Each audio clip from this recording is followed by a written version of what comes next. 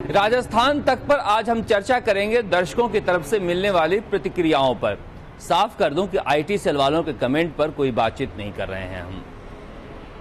मैं जो बोलता हूं ये एक राजनीतिक विश्लेषण का बुलेटिन है।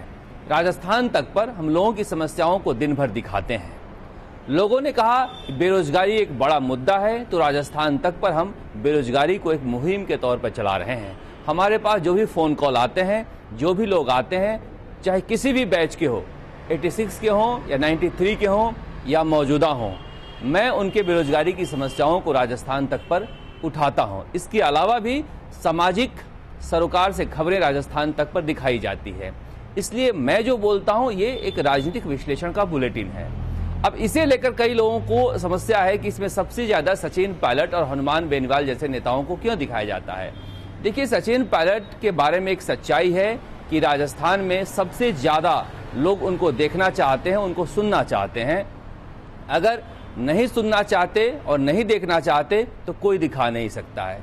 यहां तक कि मुख्यमंत्री अशोक गहलोत के लिए काम करने वाले कुछ चैनल भी दिन भर सचिन पायलट के बारे में कुछ खबरें दिखाते रहते हैं ताकि उनकी दुकानें चलती रहे। इसलिए डार्विन का सिद्धांत भी रहा है, फिटेस्ट फॉर सर्वाइवल, और सच्चाई भी है, बाजार में सर्वश्रेष्ठ ही टिकता है। सचिन पायलट को लेकर बीजेपी या कांग्रेस दोनों के नेता कहते हैं कि राजस्थान में उससे ज्यादा कोई पॉपुलर नेता नहीं है। 2 दिन पहले की बात है, बीजेपी के नेता हमारे साथ घूम रहे थे। उन्होंने कहा कि राजस्थान विश्वविद्यालय में 2-3 दिन पहले वो गए थे तो 2 लड़के आपस में सचिन पायलट के बारे में बातचीत कर रहे थे। उन्हें लगा कि ये गुर्जर होंगे। उन्होंने कौतूहलवश पूछा कि किस जाति को हो, तो एक राजपूत था और दूसरा ब्राह्मण था। मैं ये जाति का जिक्र इसलिए कर रहा हूं कि सचिन पायलट को हमेशा उनके विरोधी जाति के खांचे में रखकर देखते हैं। बीजेपी के नेता ने कहा कि यूथ में युवा जो हैं उनमें सभी जातियों में सचिन पायलट पॉपुलर हैं। अब सचिन पायलट को लोग देखना चाहते हैं, सुनना चाहते हैं, तो इसमें कोई क्या कर सकता है और उनके विरोधी लाख चाहकर भी उनका क्या बिगाड़ सकते हैं। और दूसरी बात है कि जब वो सत्ता में थे तो उन्हें हम ज्यादा नहीं दिखाते थे। ये एक न्यूज चैनल का एक धर्म भी बनता है कि विपक्ष में रहकर जो मेहनत करे जनता के मुद्दों को लेकर, जो जनता के बीच पॉपुलर है, उसे दिखाएं। अब दूसरा नाम है हनुमान बेनीवाल का। हनुमान बेनीवाल को लेकर भी बहुत सारे लोगों को आपत्तियां हैं। जब से वो एनडीए छोड़कर आए हैं उनके बारे में बहुत सारी उल्टी सीधी बातें कही जाती है कमेंट के रूप में। लेकिन क्या यह सच्चाई नहीं है कि राजस्थान में एकमात्र ऐसा नेता है जो पिछले 2 महीने से शाहजहांपुर बॉर्डर में बैठा हुआ है? क्या यह सच्चाई नहीं है कि हनुमान बेनीवाल एनडीए छोड़ने के बाद बीजेपी के निशाने पर हैं, लगातार अशोक गहलोत से मोर्चा ले रहे हैं? एक ऐसा नेता जिसके पास कोई संसाधन नहीं है, अपने पैसे से, अपने बूते, अपने समर्थकों के बल पर किसानों के मुद्दे पर संघर्ष कर रहा है, लोगों के मुद्दों के बीच सबसे ज्यादा रहता है, तो क्यों नहीं उसे दिखाया जाए?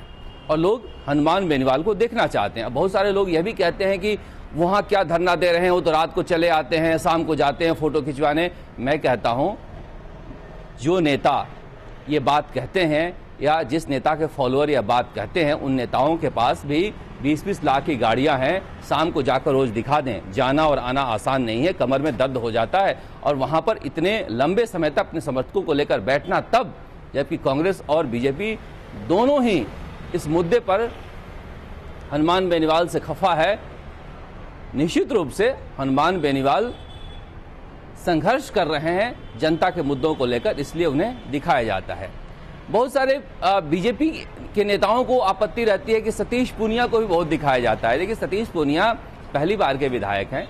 सतीश पूनिया बीजेपी में एक बदलाव करना चाहते हैं, और उसके पहली बार के विधायक होने के बावजूद जितने भी आपके प्रदेश अध्यक्ष बीजेपी के रहे हैं, पिछले 7-8 निकाल कर देख लीजिए, सतीश पूनिया नया होने के बावजूद जितना मेहनत करते हैं उसकी वजह से उन्हें ज्यादा दिखाया जाता है। यहाँ किसी भी नेता के लिए, किसी भी व्यक्ति के लिए कोई एजेंडा नहीं है। जमहूरियत में सर तौले नहीं जाते हैं, सर गिने जाते हैं। सचिन पायलट और हनुमान बेनीवाल में दम है, इसलिए वो दिखते हैं। अब मुख्यमंत्री अशोक गहलोत हो या वसुंधरा राजे हो या बड़े बड़े केंद्रीय मंत्री हो या मंत्री हो, वो जनता के बीच जनता के मुद्दे को लेकर संघर्ष नहीं कर रहे हैं, जनता के मुद्दे को लेकर जनता के बीच नहीं जा रहे हैं, तो उन्हें कैसे दिखाया जाए। इसलिए इस तरह के आरोप निराधार है। और बाकी मैं फिर कह रहा हूं कि आईटी सेल वालों के चक्कर में मत पड़िए। जो राजस्थान तक के दर्शक हैं, वो इनका काम है, वो पैसे लेकर इस तरह काम करते हैं। इसलिए आप राजस्थान तक से जुड़े रहिए और राजस्थान तक को अपना प्यार इसी तरह से देते रहिए। राजस्थान तक के लिए जयपुर से शरद कुमार।